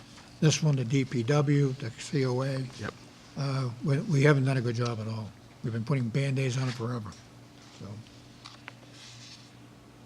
Chair, entertain a motion to support Article 12. So moved. Second. Motion second. All those in favor? Aye. Aye. Thank you. Unanimous. Anything else? Nope. That's it for now? Yep. Okay.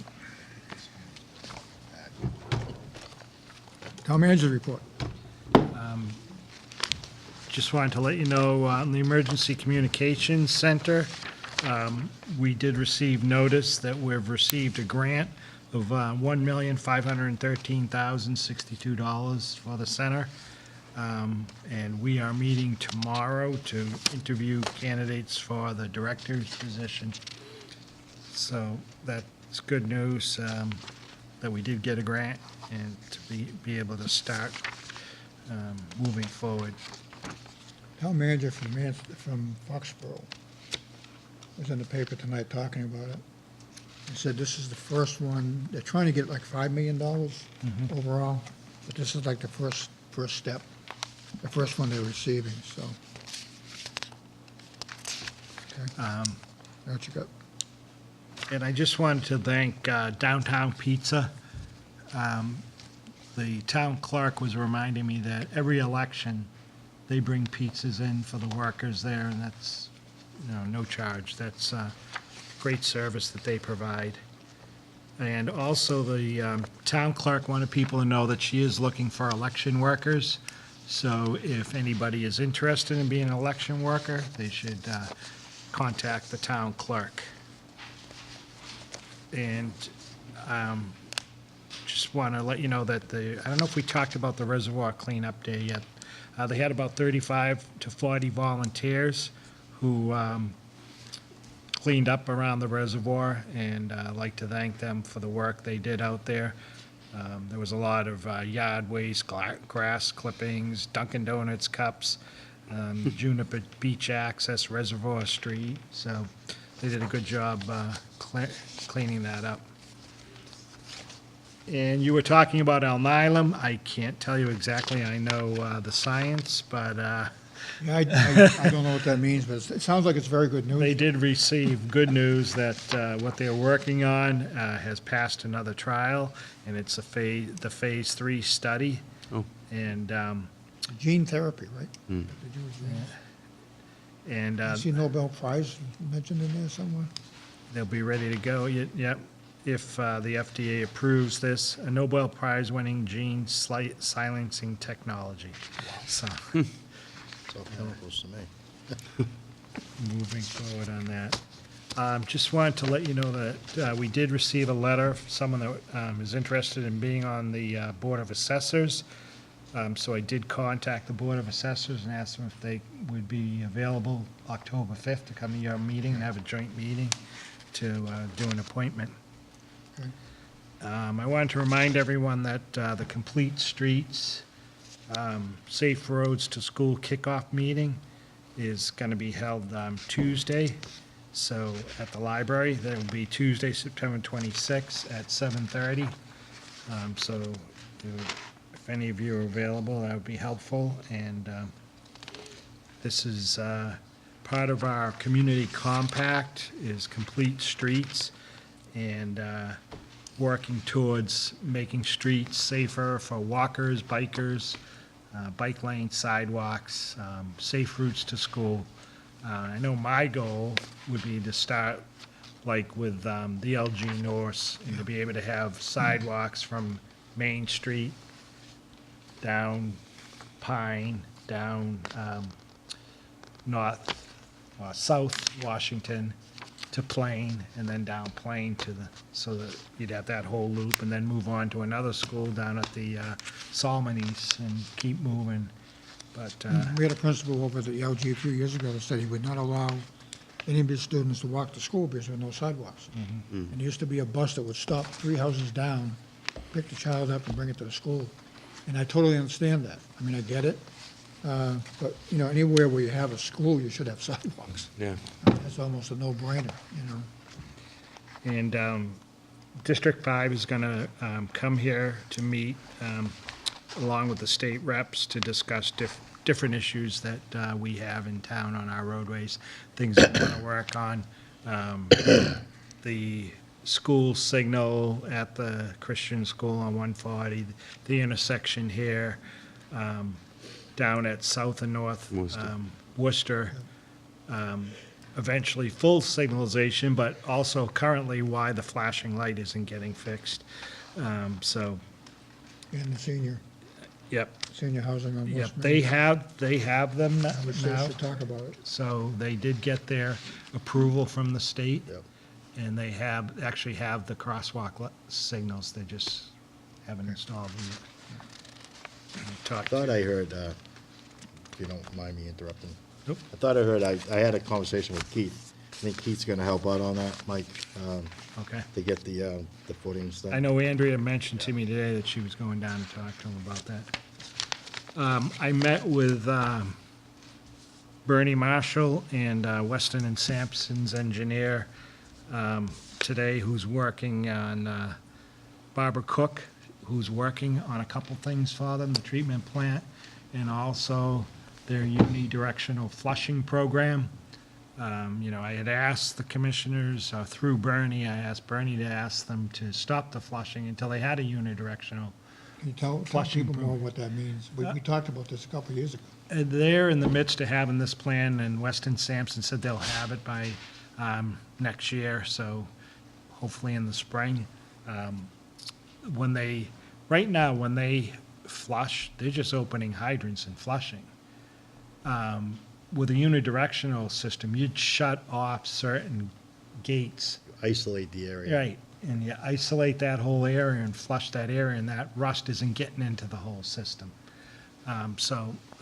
They're working on that. I did also talk with Representative Howitt, who has a treatment plant in his town now, and I was encouraged. He said they had the same issues, and once they put the treatment plant up, they didn't have those issues. And I also talked with the engineer in Mansfield, and he was telling me he used to give out a case of that Red Be Gone or whatever it is. He said he'd be giving out a case a day, and then they put in their treatment plant, and he said it worked. So I know there's issues right now, and hopefully you can have the commissioners come to. Yeah, we need to have them come in. Also, while we're talking about, let's find out what they should have a 5-year plan on changing out some of these old pipes too in the ground. And I think that might help, some of the older areas in town. You think about Norton Grove was done back in the 30s. And I don't know where they put water down there, but, they probably have some very old pipes. And a lot of times what happens, we wait for some developer to come along and tear up the road, and then they have to put down new pipes at the same time. And I've seen it happen a number of times. I say to myself, why are we not taking advantage of that? If they're tearing out 1 mile of pipe, why don't we take advantage of it and knock out the next mile at our cost? Have a plan in place where, you have a capital plan where if you do have an opportunity, you take advantage of it. Replace some of these very old pipes that we've got in the ground. I know they've done a pretty good job. Dwayne Knapp was on that. He was working hard at, the old superintendent was trying to change out a lot of the old pipes, and he did a lot of it around town, but we still have a lot left. Yeah.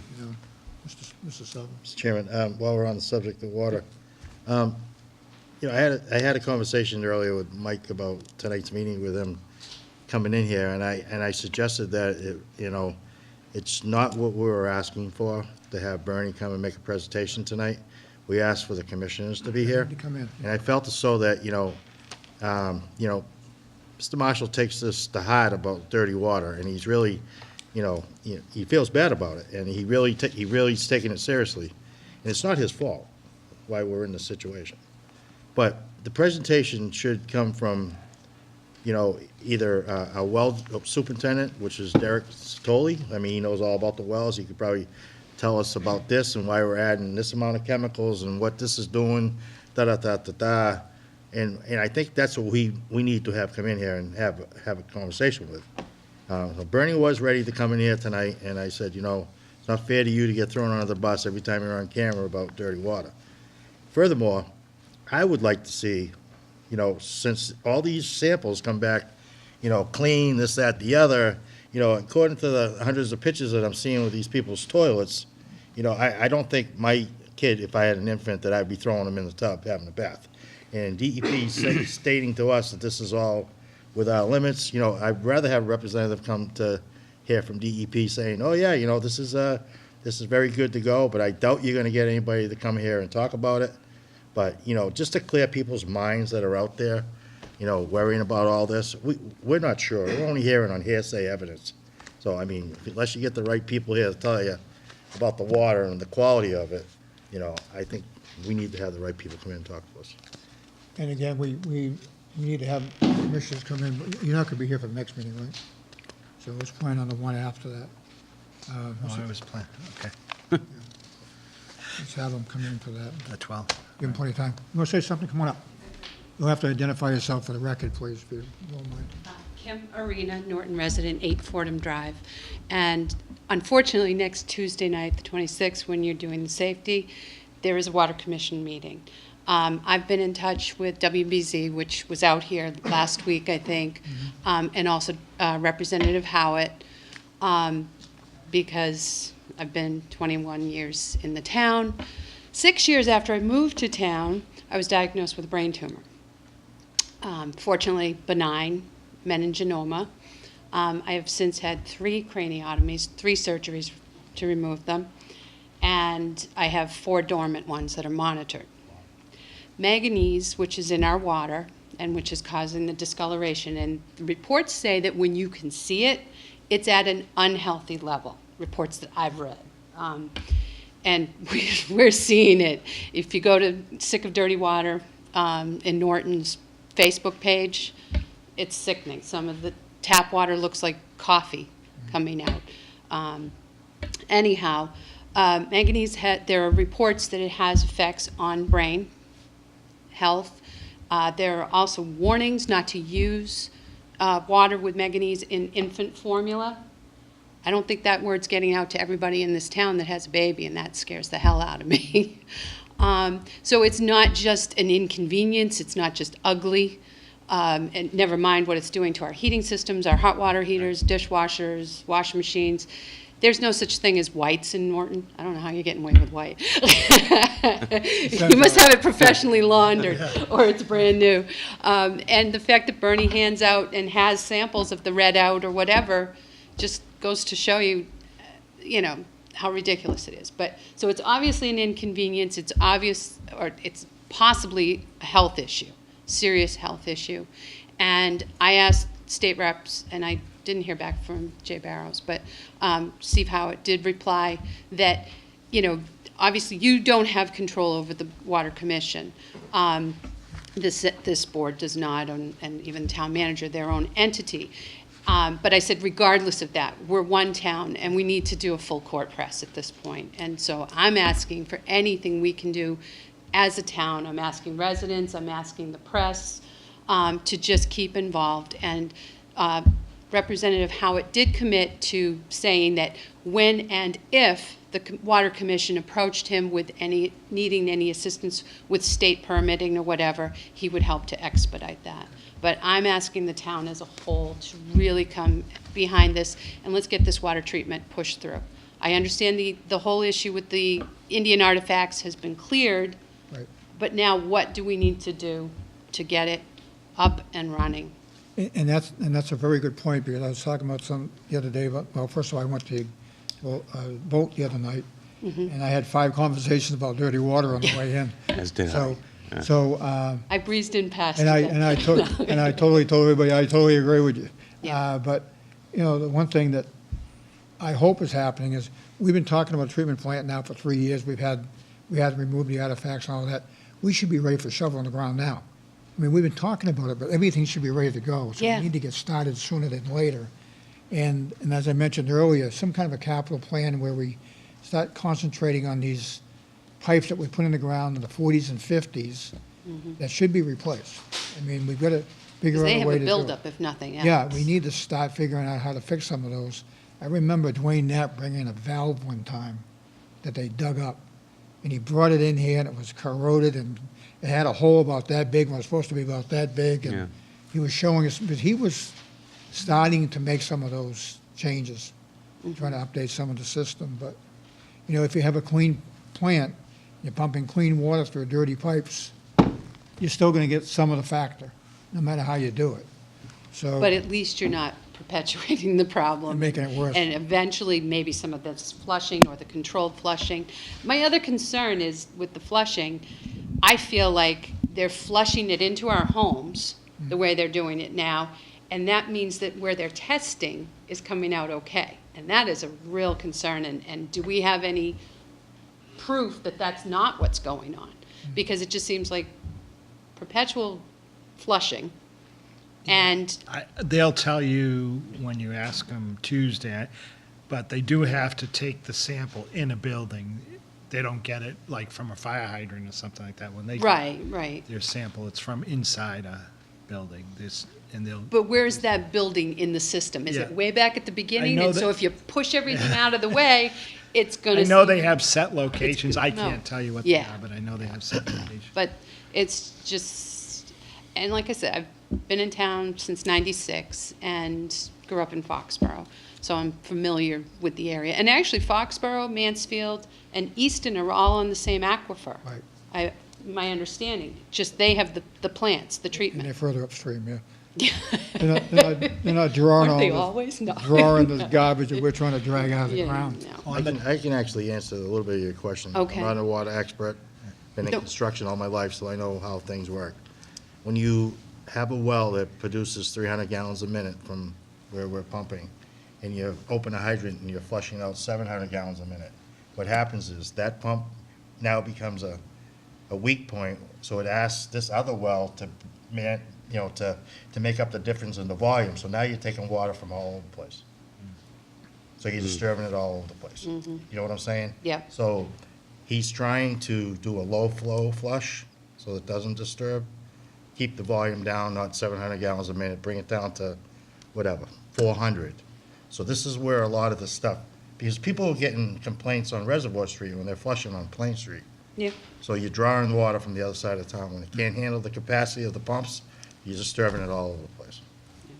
And it just seems like in the past year, it has really, really come to a head. It's just, I've got a calendar, or calendars in my car from neighbors and people that just checked off the days. And last, I don't know, I had my third surgery a year ago, April. But it Wednesday was- morning, I turned my faucet on and I got brown water. Yeah. And I knew, But there was. I can there almost was- hear my wife. I went to a water commission meeting and I felt like Erin Brockovich. I brought the bottles of the water with all the crap and pictures off of the thing. And they acknowledged the problem, but what are we doing to solve it? I Is brought a my bottle issue. 3-4 years ago that was brown. I just left the house. My wife went, "Take this with you." And it was a brown bottle of water. Looked like Coca-Cola, right? Yeah, it almost looked like iced tea. Oh. Yeah. But what concerned me the most was a little bit of sediment on the bottom. That's the stuff that bothers me the most. Yep. And we now use purifiers for our drinking water, but everything else we don't do it, Well, still bathing in it. I mean, Yeah, I yeah. turned on my tub Yeah. a year ago after Yeah. landscaping, you're dirty, you're tired, you just want a hot bath, turned it on, walked out of the room, came back in, and it was like, there is no way I'm getting in that. I drain my water tank once a year every spring. I make it a point to do so. And the first 20 minutes, it comes out black. And I have to let it run, and eventually it gets to a very light tan, where I finally give up, because I think because now I'm drawing it.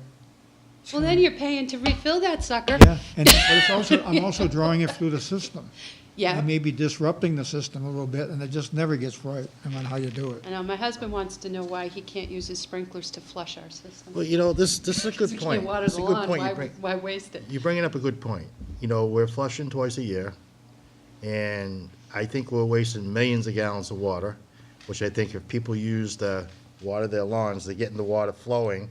Okay, you're not gonna use 1 million gallons of water a day from all the, people that have sprinkler systems in this town. Yeah. But I think we should allow that. I think people should be able to use it, because when you open a hydrant, you're dumping thousands of gallons down the drain versus people using it for good things and keeping the water going. So, you bring up a good point, and I'm all for that. Thank you. Okay. We'll keep pushing. Yeah. Thank you. Thank you. Peter, want to come up? Yes, I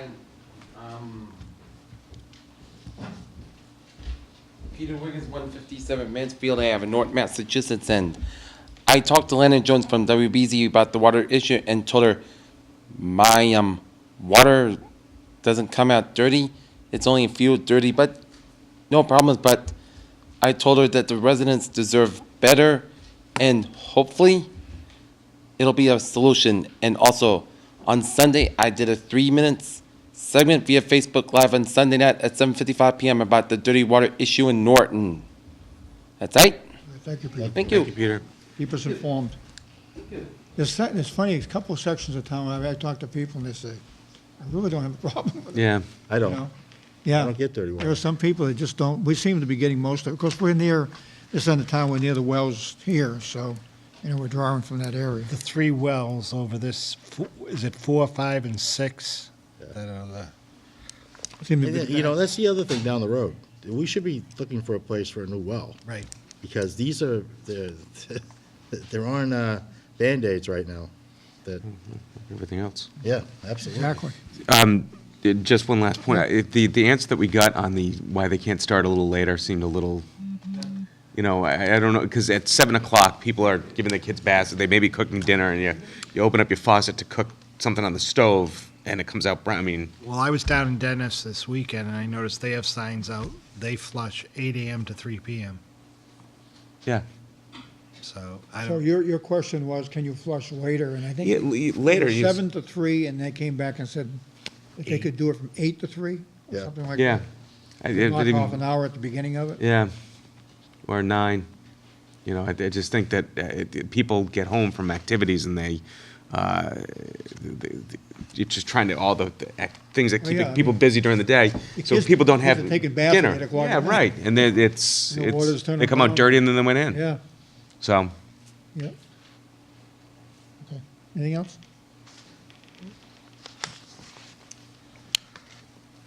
So we will have the Water Sewer Commission in on October 19th? No, 26th, 19. 19th? Yep, 19th, yep. October 19th. Hopefully. May need a bigger room. Okay. Under appointments and resignations and retirement, we have the appointment of Michael R. McDonald as a part-time dispatcher in the Communication Department. Yeah. Michael worked for us previously, and so he's already trained, and so he's willing to come back on a part-time basis. Okay. Mr. Chairman, to the Board of Selectmen from Michael D. Units, Town Manager, date September 13, 2017. Regarding notice of appointment of a part-time dispatcher in the Communications Department, I hereby notify the Board of Selectmen in accordance with the provisions of Article 4, Section 2B of the Norton Charter that acting in my capacity as the appointing authority, I have the appointment of the following individual as a part-time dispatcher in the Communications Department. Michael R. McDonald. The appointment was made on September 13th, 2017, in accordance with the provisions of the Norton Charter, and will be effective September 28th, 2017, unless the Board of Selectmen votes to accept or reject this appointment prior to said date. I especially request this Board exceptions of this appointment with an effective date of September 17th, 2017. Question? And the Chair, entertain a motion to appoint Michael R. McDonald to the part-time dispatcher and communication department effective as of September 17, 2017. so moved. Second. Motion is second. Any further discussion? All those in favor? Aye. Opposed? It's unanimous. Thank you. We have an appointment of Tiffany Green to the Park and Recreation Commission. We have a letter from Nicole Cuneo asking that we appoint Ms. Green to the position. Anyone have any questions? Seeing none, the Chair entertain a motion to appoint Tiffany Green to the Park and Recreation Commission. So moved. Second. Motion is second. Any further discussion?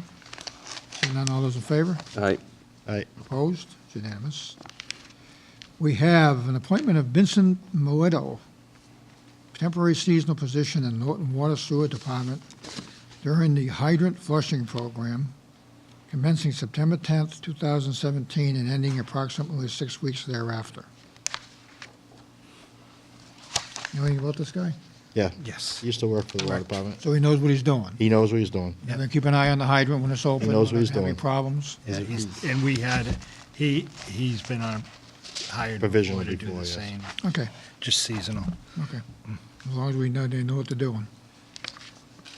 Any questions?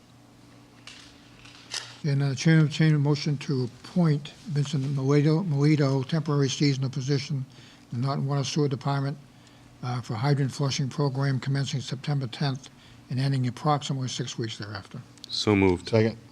Motion is second. I will say there's no benefits or anything. There's no sick time and all that stuff that goes. This is a temporary position for the period. All those in favor? Aye. Opposed? Unanimous. We have an appointment of a member of the Board of Selectmen as the board's representative to the Bristol County Advisory Board. I finally found out what it is. Basically, about once a year, you meet for about 45 minutes to talk about the county budget. You're given information in advance about the budget and how the money's being spent. I know I spoke to Mr. Flaherty. He's interested in doing the job, which is perfectly fine with me. I'm not a fan of county government to begin with, but I think something obviously we need to keep an eye on.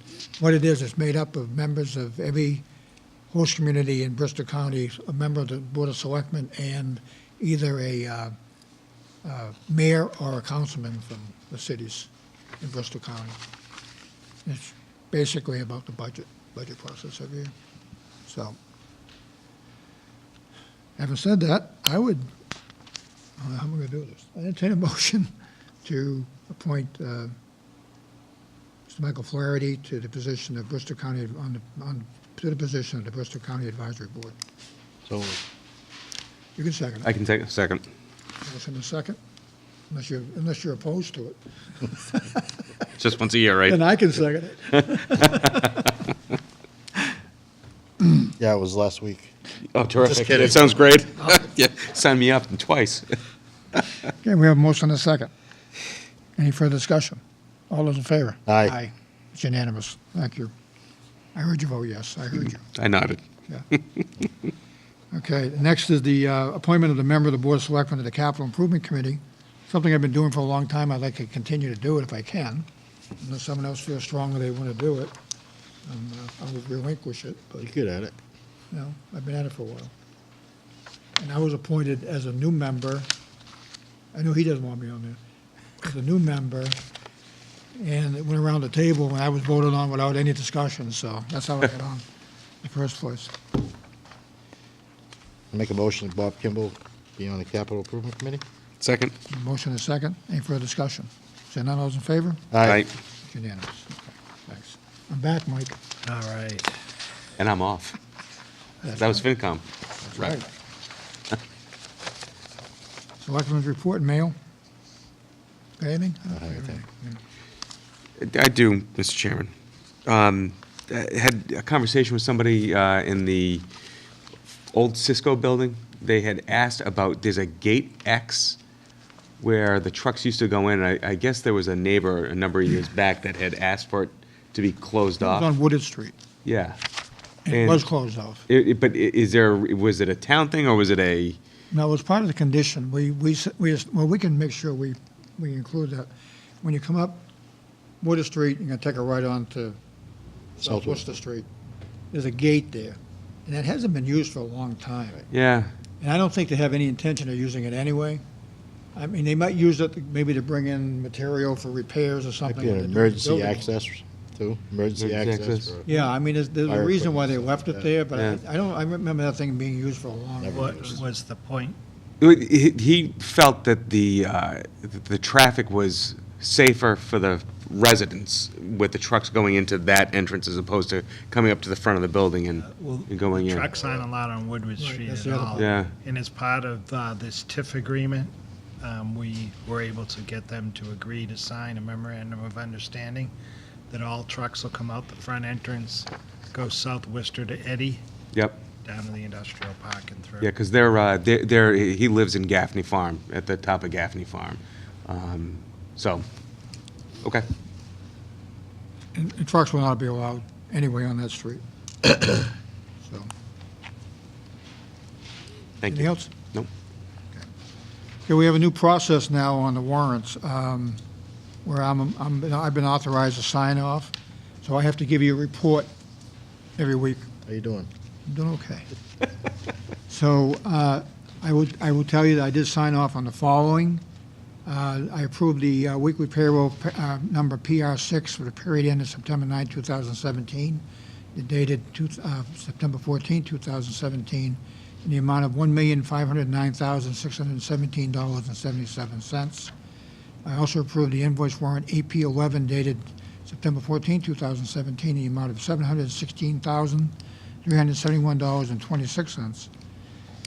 And I also approved the warrant AP12 dated September 21st, 2017, in the amount of $269,950.01. I did briefly go through them and look at them.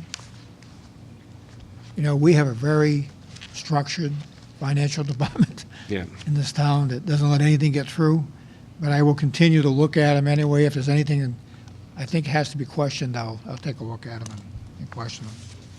Everything looked proper to me, so. And you don't have to take a vote on it. Got a receipt for all that money? Yeah, I do, right here. Okay. Next is the minutes from May 18th, 2017. Everyone have a chance to read them over? Yes. You have a chance? I can't vote on those. That's right, so we can't It's vote right, on yeah. them. So you'll have to put that on the next agenda, Mike. Yep. What's that? The minutes we can't vote on because Mike was not a member at the time. Thank you, Mike, for reminding me. I would have got there eventually, but. Okay, we have one other thing we want to talk about, right? Before we adjourn? Yeah, we have another Girl Scout project, and I think this is a great idea. She is having these book houses built to leave around town, and people can leave books in, and people can take books out. And she's having them built by Rob Kellner, who's making those for her. And she just wanted to let the board know, and we'll have her come back later with it. And she's really looking for ideas on locations, suggested locations. Well, she's going to do two of them. Senior center, senior housing complex, which I assume town, pool, and rec area, which I don't think is a great idea because there's no one down there. Yeah. You can't find it. And somewhere in the Barrowsville area. So if any of you have any suggestions, if you let me know, and I spoke to one of the fathers about it, and I actually came up with three. Here at the town hall, maybe too close to the library, but there's a nice tree out there on the left by the parking out front. Mm-hmm. That would be a good spot for one. The Tricentennial Park, Mm-hmm. which has the Campbell House there already, but they have the playground in the background. That seemed like it would be a decent spot. And if they're interested, I could check with the other members and see if the Trent Memorial site, we might be able to find a nice spot there. We have benches and everything there already. Maybe we could find a spot where it won't interfere with the memorial, but give people access to them up there too. So maybe those would be my three additional suggestions. and is there anywhere up by where Red Mill Village is, up in that area up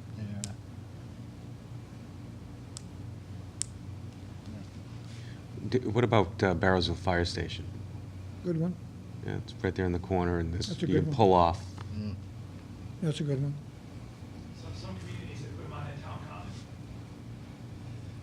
You want to put on my town common? Yeah. Well, put down a town common.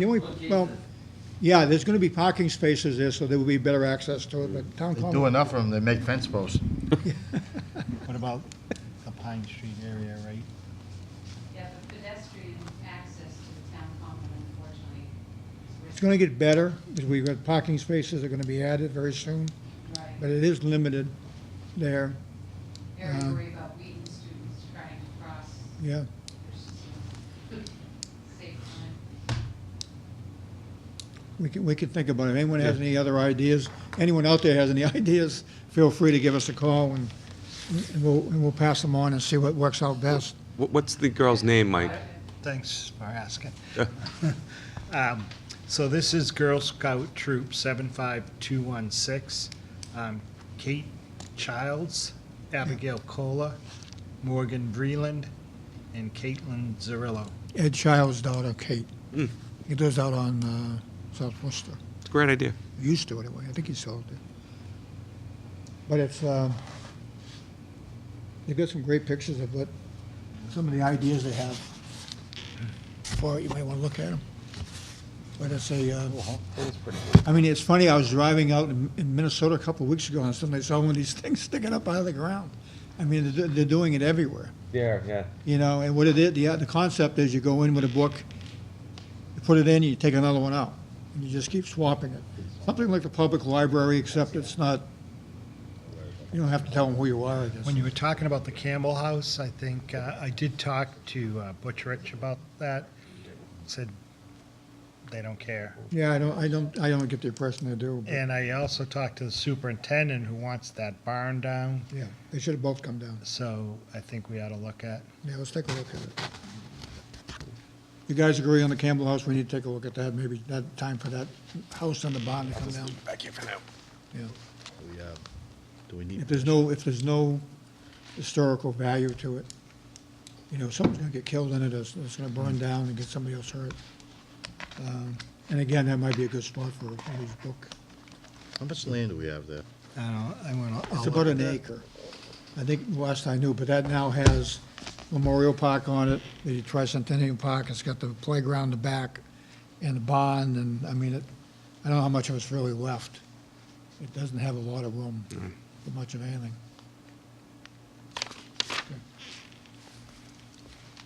Anything else? Okay. I'm gonna pass this over to you in a minute. I gotta read something? Yes.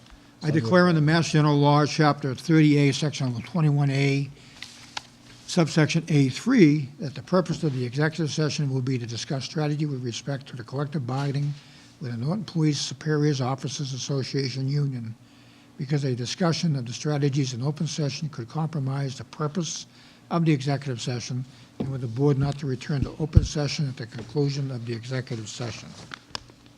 Paragraph I gotta read. What I circled.